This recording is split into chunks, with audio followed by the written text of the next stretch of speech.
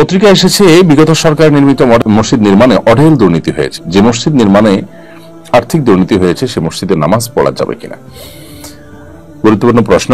এই প্রশ্ন উত্তর হলো যে কোন মসজিদ নির্মাণে এর নির্মাণ সংশ্লিষ্ট ব্যক্তিবর্গ যদি কোনো দুর্নীতি বা অপরাধ করে থাকেন তাহলে ইনশাআল্লাহ বিইذনিল্লাহ মুসল্লিদের নামাজে কোনো অসুবিধা হবে না।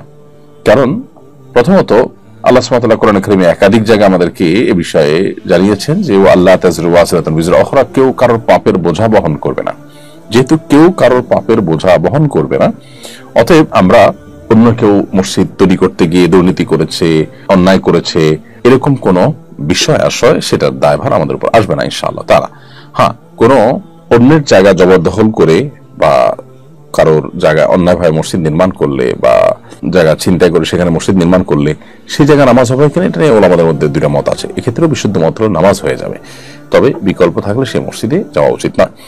বাট মসজিদের জায়গা নিয়ে সমস্যা নাই, নির্মাণ হয়েছে যে টাকা সেটা নিয়েও সমস্যা নাই, বাকি নির্মাণ করতে গিয়ে তসরুফ হয়েছে, নির্মাণকারীদের কেউ বা সংশ্লিষ্ট কেউ কোনো প্রকার দুর্নীতি করেছেন, এর দায় মুসল্লিদের উপর আসবে না ইনশাআল্লাহ তাআলা।